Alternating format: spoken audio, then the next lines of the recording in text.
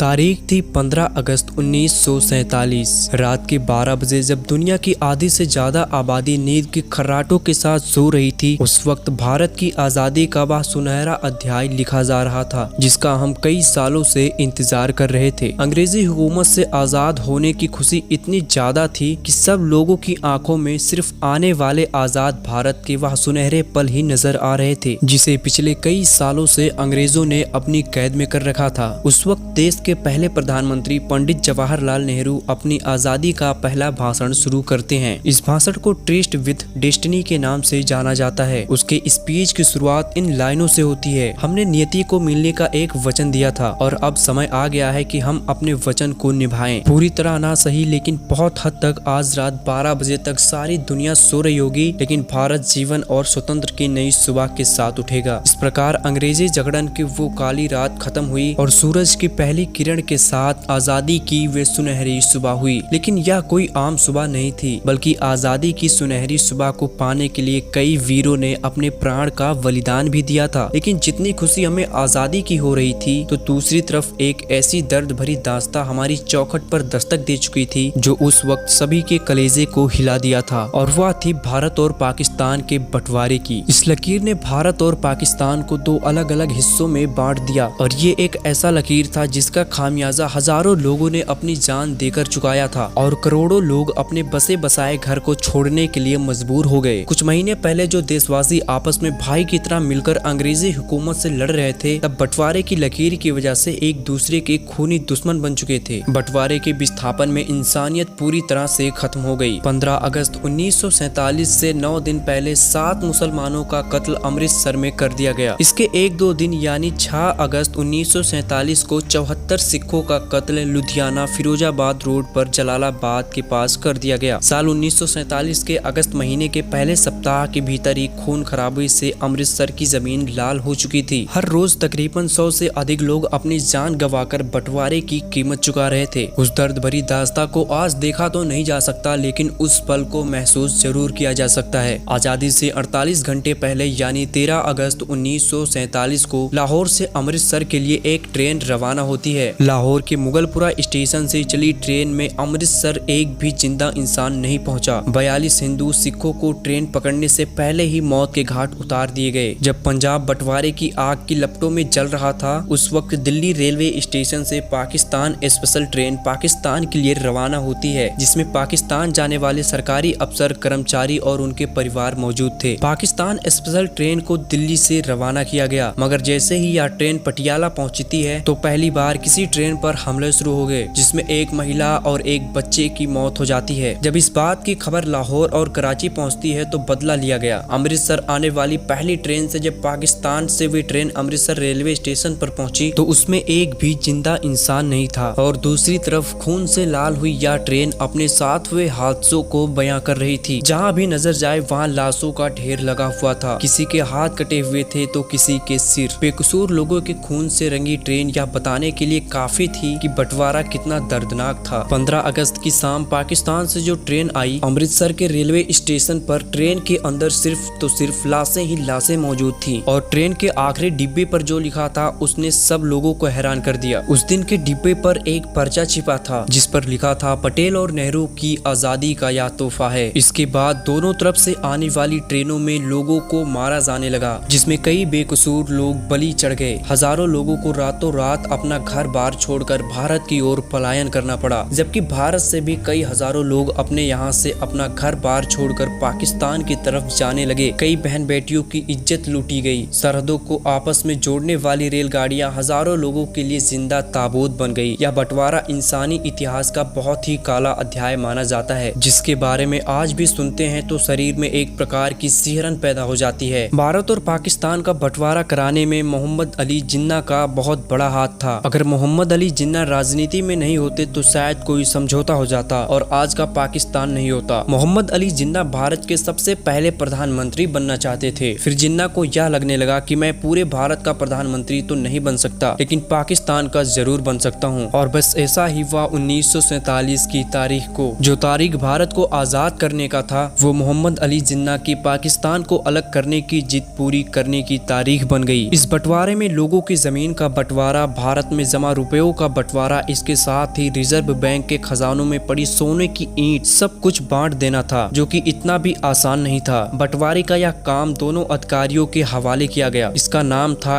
Exam Patel और दूसरी तरफ थे चौधरी मोहम्मद अली। यह दोनों बंटवारे में महत्वपूर्ण भूमिका अदा कर चुके थे। इनके नीचे भी कई छोटे मोटे अधिकारी काम कर रहे थे, जो अलग अलग एरिया से रिपोर्ट बनाकर उनके पास भेज रहे थे। इस रिपोर्ट के आधार पर ये दोनों अधिकारी बंटवारे की सिफारिश तैयार कर रहे थे, जिन्हें आगे विधान परिषद के पास भेजा जाना था, जिसके खुद अध्यक्ष थे लॉर्ड माउंटबेटन। पैसों का बंटवारा कुछ इस तरह से हुआ कि भारत के बैंकों में पड़ा पैसा भेजने से मिलने वाले पैसे में 17.54% हिस्सा पाकिस्तान को दे दिया जाएगा। इसके बदले पाकिस्तान भारत के ऋण का 17% हिस्सा चुकाया। इसके अलावा भारत के सरकारी दफ्तरों में पड़ी चल संपत्ति का 100% हिस्सा यह भारत के लिए और 20% हिस्सा पाकिस्तान के लिए तय किया गया। फिर इन दफ्तरों में पड़ी हर उस चीज का बंटवारा किया गया। मेज, कुर्सी और टाइपराइटर तक की गिनती करके भारत पाकिस्तान में बांट दिया गया। इन सब चीजों को आपस में बांटने के लिए कई जगह लड़ाई तक हुई। इसके अलावा भारत की साइड में पड़ी पुस्तकों को लेकर भी इन दोनों मुल्कों के बीच पेंच फंस गया। इंसाइक्लोपीडिया ब्रिटानिका को इस तरह से भारत और पाकिस्तान में बांटा गया कि पहला खंड भारत कोरिया गया, दूसरा खंड पाकिस्तान को इस तरह से आपस में बांटा गया। यहाँ तक कि लाइब्रेरी में पड़े शख्स को भी आधा आधा फाड़ कर भारत पाकिस्तान में बांट दिया गया। इस तरह से सभी को एक एक करके भारत और पाकिस्तान में बांट दिया गया। लेकिन भारत के गुप्तचर विभाग को पाकिस्तान के साथ साझा नहीं किया गया। इस पर भारत के गृह विभाग ने दूरदर्शी से फैसला लिया गया कि भारत के गुप्तचर विभाग में कोई किसी तरह की कमी नहीं की जाएगी। लेकिन उसके अफसर इस बात पर अड़े रहे कि इस विभाग की एक फाइल तो छोड़िए, शहीद तक हम पाकिस्तान नहीं जाने देंगे। इसके साथ ही पाकिस्तान के पास नोटों को छापने के लिए प्रेस नहीं थी। उस वक्त भारत में भी नोटों की छपाई के लिए एक ही प्रेस मशीन थी और भारत उस प्रेस को पाकिस्तान को देने से मना कर दिया, जिसके बाद पाकिस्तान में काम चलाने के लिए भारतीय नोटों पर ही अपनी मोहर लगाकर करेंसी के रूप में इस्तेमाल किया। इसके अलावा एक बंटवारा और अहम था, व्यवस्था भारतीय सेना का, जिसमें हिंदू, मुस्लिम, सिख सब थे। भारतीय सेना के 2/3 सैनिक भारत के हिस्से में आनी थे और 1/3 पाकिस्तान के हिस्से में। दोस्तों, ये बंटवारा बेहद दर्दनाक भरी कहानी को लेकर आया था। यह कहानी हमें आज भी सुनने हैं तो हमारी आंखों में आंसू आ जाते हैं, जिसमें लाखों करोड़ों लोग अपना घर बार छोड़कर मजबूर हो गए थे। दोस्तों, इसके बारे में आपका क्या सोचना है कि यह बंटवारा सही था या गलत? अपनी प्रतिक्रिया कमेंट बॉक्स में जरूर दें और इस तरह के डॉक्यूमेंट्री वीडियो के लिए इस चैनल को सब्सक्राइब कर सकते हैं और वीडियो को लाइक कर सकते हैं। मिलते हैं किसी दूसरे वीडियो में, तब तक के लिए जय हिंद, जय भारत।